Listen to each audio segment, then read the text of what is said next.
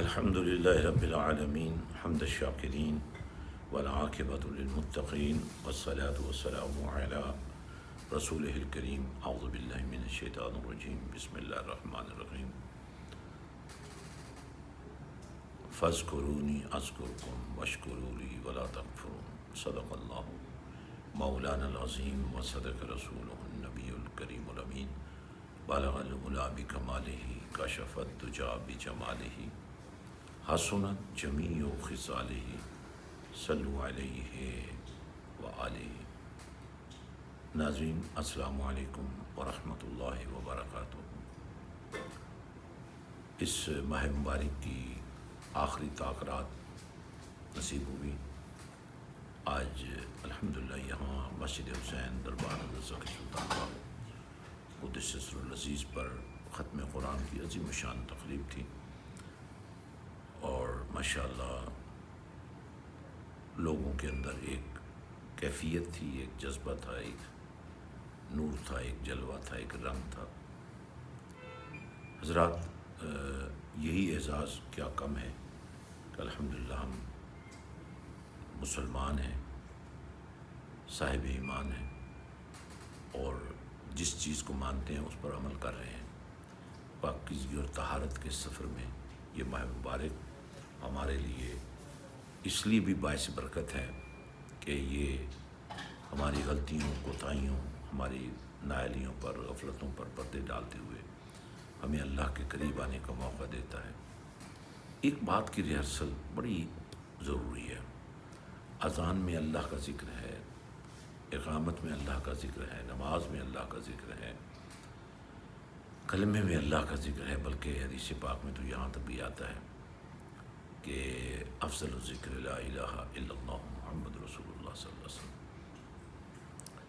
تو یہ بار بار اللہ کا نام، بار بار اللہ کے نام کا جو عنوان ہے، اس کو ازبر کرایا جا رہا ہے، اس کو ہمارا مقدر بنایا جا رہا ہے۔ تمہارے قلب و جگر میں یہ نام اتر جائے اور تمہارے سوچ و فکر میں یہ نام آ جائے، تمہاری نیت و ارادوں میں یہ نام آ جائے، تمہارے اٹھنے، بیٹھنے، چلنے، پھرنے، سونے، جاگنے، جینے، حتیٰ کہ مرنے میں یہ نام آ جائے، اور جب موت آئے، روح جسم کو چھوڑ رہی ہو، اس وقت تمہارے پاس یہ نام موجود ہو، اور یہ وہ نام ہے جو کوئی کام بگڑنے نہیں دیتا اور منزل مقصود عطا کرتا ہے۔ اس کی پریکٹس بہت ضروری ہے، اس کا قائم کرنا بہت ضروری ہے، اس کو اپنانا بہت ضروری ہے۔ اپنائیے تو یہی ہے، ادھر تم اللہ کا ذکر کرو، ادھر وہ فرماتا ہے کہ میرا ذکر کرنے والوں میں تمہارا ذکر کرتا ہوں۔ فاذکرونی اذکرکم۔ آج کی رات کا یہ ایک تحفہ ہوگا، جہاں توبہ کی جائے، جہاں رجوع کیا جائے اللہ کی طرف، مستقل بنیادوں پر یہ نام لیتے رہنا، یہی بنیاد ہے، یہی وہ بنیادی بات ہے جس پر پہرا دینا ضروری ہے۔ اگر آپ مسلسل اللہ کے ذکر میں رہتے ہیں، اللہ کے ذکر کا نور آپ کے من میں جاری رہتا ہے، اللہ تعالیٰ کی محبت آپ کے لیے نشان منزل ہی نہیں بلکہ سراپا منزل بن جاتی ہے۔ ادھر سے آپ نے اللہ کی محبت میں قدم اٹھایا، ادھر سے منزلیں اٹھا کر آپ کے سامنے رکھ دی جاتی ہیں۔ تو آج اس بات کی ضرورت ہے، اس بات کو سمجھنے کی ضرورت ہے ناظرین، کہ ہم صرف یہ زبان سے ذکر نہ کریں، بلکہ ہماری سانس سانس میں اللہ کا نام رچ بس جائے۔ ہم اس ذکر کو بنیاد بنائیں، ذکر کے ساتھ زندگی گزر جائے، اور اسی ذکر کے ساتھ موت آ جائے، یہی ذکر نور بن کر قبر میں آ جائے، اور یہی ذکر بخشش اور نجات بن کر قیامت کے میدان میں ہماری بخشش کا ذریعہ بن جائے۔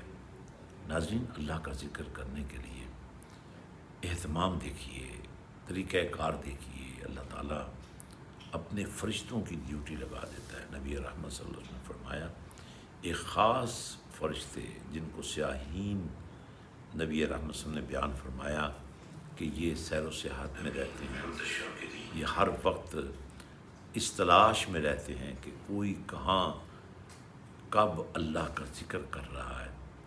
ان کی ڈیوٹی یہی ہے کہ تم نے لوگوں کا کھوج لگانا ہے، سرچ کرنی ہے، لوگوں کو ڈھونڈنا ہے کہاں کوئی اللہ کو یاد کر رہا ہے، اور پھر اس اللہ کی یاد کا حصہ بن جانا ہے اور اس محفل کو اپنے رحمت والے پروں میں لے لینا ہے اور اس میں شامل ہو جانا ہے۔ نبی رحمت صلی اللہ علیہ وسلم فرمایا جب یہ محفل، یہ ذکر اللہ، یہ اللہ کے ذکر کا نور اپنے کمال کو پہنچتا ہے، یعنی اختتام کو پہنچتا ہے، تو فرشتے براہ راست اللہ کی بارگاہ میں پہنچتے ہیں، عرض کرتے ہیں مولا ہم تیری بارگاہ میں حاضر ہیں، کہاں سے آئے ہو مولا؟ تو نے ہمیں ڈپیوٹ کیا تھا، تو نے ہماری ڈیوٹی لگائی تھی کہ دھرتی پر جہاں بھی کوئی میرا نام لے رہا ہے، میری بات کر رہا ہے، میرا ذکر کر رہا ہے، ان میں شامل ہو جاؤ، ان کو برکتیں دو، ان پر رحمتیں نچھاور کرو، اور ہم تیری ہی ڈیوٹی ادا کر کے تیری بارگاہ میں آئے ہیں کہ وہ تیرا ذکر کر رہے تھے، وہ تیرا نام لے رہے تھے، وہ تیری بات کر رہے تھے، وہ تجھ سے مغفرت کے طلبگار تھے مولا، وہ تجھ سے تیرے قرب کا اور تیرے دیدار کا تقاضا رکھتے ہیں مولا۔ اللہ جل وعلا شانہ فرمائے گا فرشتوں تو کیا انہوں نے میری جنت دیکھی ہے؟ کیا انہوں نے میری دوزخ کو دیکھا ہے؟ مولا نہ جنت دیکھی ہے نہ دوزخ کو دیکھا ہے۔ تو اللہ فرماتا ہے کہ فرشتوں گواہ ہو جاؤ، ہم نے ان کو جنت عطا کر دی ہے، ہم نے ان کو دوزخ سے نجات عطا کر دی ہے، ہم نے ان کو بخش دیا ہے، ہم نے ان کے گناہ معاف کر دیے ہیں، ہم نے انہیں اپنا بنا لیا ہے۔ اب دیکھیے اللہ کا نام لیتے لیتے، چونکہ انسان فانی ہے، اللہ باقی ہے، اگر اللہ کا نام لیتے لیتے کوئی بندہ مر بھی جائے تو یہ تو کوئی کمال نہ ہوا کہ جو اللہ کا نام لینے سے محروم ہے وہ بھی مر جائے، اور جو اللہ کا نام لیتے لیتے مرے وہ بھی مر جائے۔ تو ایسا ہی ہوتا ہے کہ اللہ اسے مرنے نہیں دیتا، اس کی زندگی کی ضمانت دیتا ہے، اس کی زندگی کو زندگی عطا کرتا ہے، اور مرنے والے کے لیے انعام یہ ہوتا ہے کہ لوگ مر جاتے ہیں وہ مر کر بھی نہیں مرتا، اس کی قبر سے بھی ذکر کے نور کی روشنی پھوٹتی ہے، ذکر کے نور کی خوشبو، ذکر کی لذت کی خوشبو پھوٹتی ہے۔ یہ جو لوگ مزارات پہ جاتے ہیں، آستانوں پر جاتے ہیں، قبرستانوں میں جاتے ہیں، یہ جو اہل قبور کو السلام علیکم یا اہل القبور کہہ کے پکارتے ہیں، تو اگر قبور میں کچھ بھی نہیں ہے، اگر قبروں میں سوئے ہوئے لوگ واقعی مر گئے ہیں، تو یہ سلام کس کو کر رہے ہیں؟